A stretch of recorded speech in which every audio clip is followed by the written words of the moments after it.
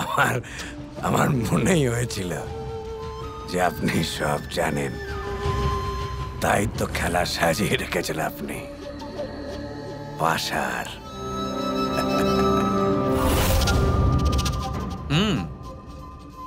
আমি শুনলাম পাশা খেলাতে কেউ আপনাকে হারাতেই পারে না।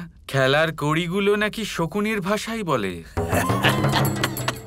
আপনার কাছে কি লোকাবো শ্রী বাসুদেব কৃষ্ণ? আমার সঙ্গে কেউ জিততে পারে না এটা তো ঠিক কথা, কিন্তু বাসুদেব শ্রীকৃষ্ণকে যে হারানো যায় আমি জানি না। তাহলে আসুন একদান হয়ে যাক। কিন্তু কৃষ্ণ, খেলায় যদি কিছু বাজি না থাকে তো খেলে ঠিক মজা পাওয়া যায় না। বাজিতে সেটাই রইল যেটা জানার জন্য আপনি এখানে এসেছেন। এমনি এমনি তো এখানে আসেননি। এই তো হলো কথা। আসন গ্রহণ করুন, আসন গ্রহণ করুন, দান চালুন।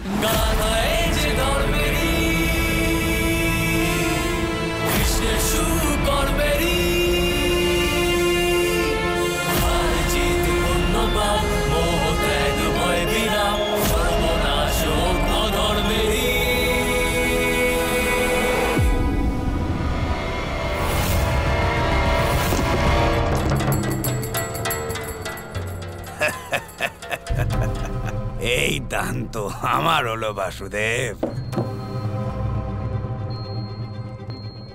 বাসুদেব, আমি যদি চাই জিজ্ঞাসা করতে পারি যে হস্তিনাপুরের আগামী রাজার নির্বাচনে আপনার মতামত কি, কিন্তু তার আগে আমি আমার কথা বলতে চাই। আমি আমার সকল ভাগ্নের ভালো চাই, তা সে পাণ্ডবেরা হোক বা কৌরবেরা। তাই বলছিলাম আপনাকে, আপনি আপনার মত দুর্যোধনের পক্ষেই দিন। জিজ্ঞাসা করুন কেন? যদি আপনি দুর্যোধনের বিরুদ্ধে মত দেন তাহলে মহারাজ ধৃতরাষ্ট্র পুত্র স্নেহে আপনার মতামতকে অস্বীকার করবে। অপমান, ঘোর অপমান বাসুদেব। আর হস্তিনাপুরে মতভেদ উৎপন্ন হয়ে যাবে, আর যুদ্ধ বিগ্রহ হতে পারে, যেটা আপনি স্বয়ং চান না।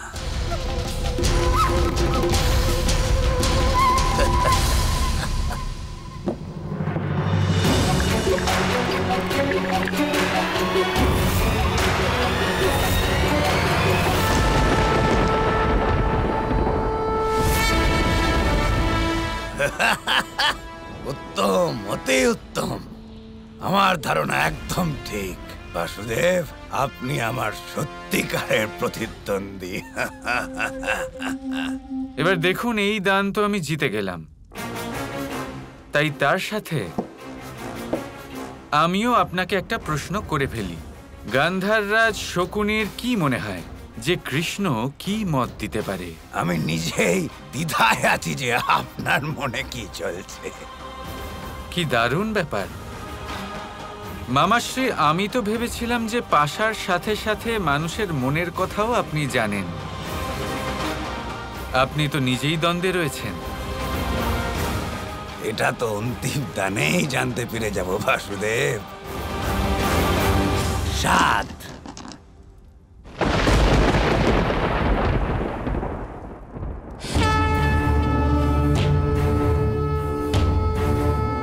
অসম্ভব।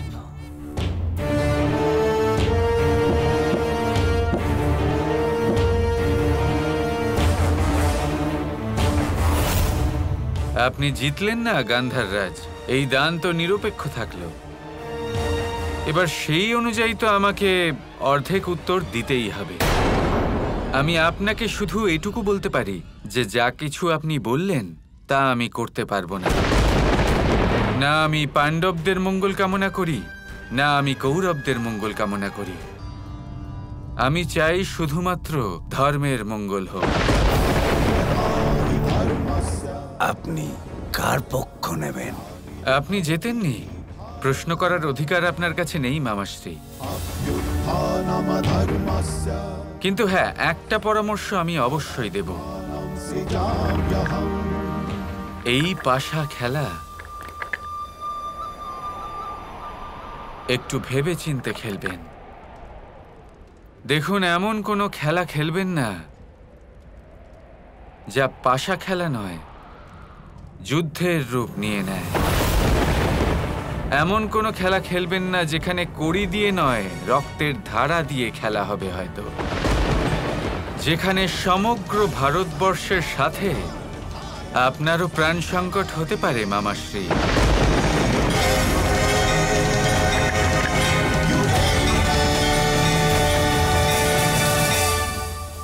বুঝতে পারি না মামা এই কেমন বিচিত্র খেলা খেলতে থাকে। আজ মামার জন্য আমাকে এখানে এই ঘন জঙ্গলে ঘুরে বেড়াতে হচ্ছে।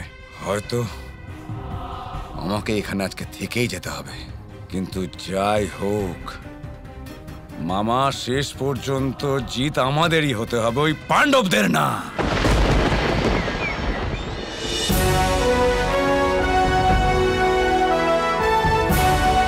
পুত্ররা, তোমরা ভেবে নিয়েছো তো যে তোমরা কি মতামত জানাবে? আজকের দিনটা কিন্তু নির্ণায়ক, কারণ আজকের মতামত আমাদের ভবিষ্যৎ নির্ধারণ করবে। মাতা, আপনি নিশ্চিন্ত থাকুন, আমি ভেবে নিয়েছি। আমি অবশ্য বেশি ভাবি না, কিন্তু এইবার সিদ্ধান্ত নিয়েছি যে আমায় কি বলতে হবে। আমরাও। আর অর্জুন, তুমি তো সবার প্রিয়, তুমি ভেবেছো তো?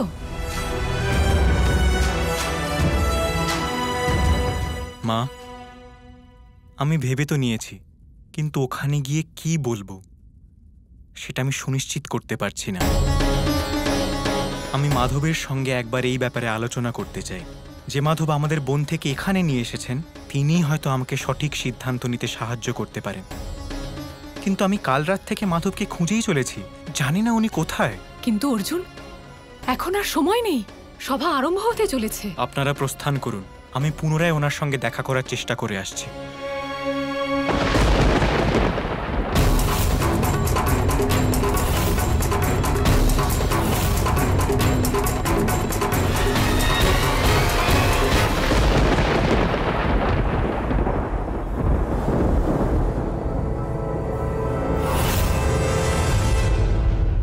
বাসুদেব কৃষ্ণ, আপনি?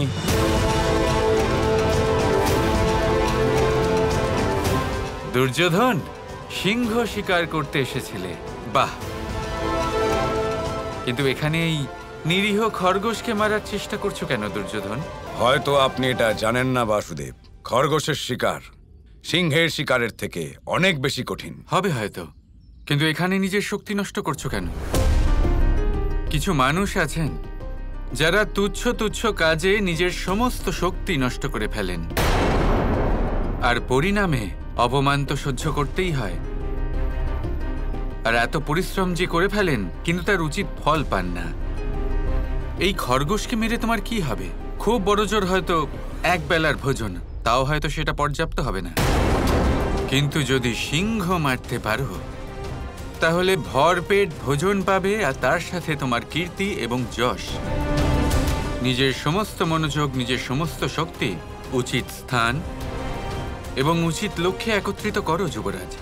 যাই হোক, আপনি এখানে কি করছেন বাসুদেব কৃষ্ণ? আমি তো ভেবেছিলাম যে আপনি আপনার প্রিয় পাণ্ডবদের সঙ্গে আছেন, ওদের মার্গদর্শন আর সমর্থন করার জন্য। হ্যাঁ, ঠিক বলেছ। মামা ভাগ্নে দুজনেই একই রকম, ভাবনা চিন্তাও সেই একই।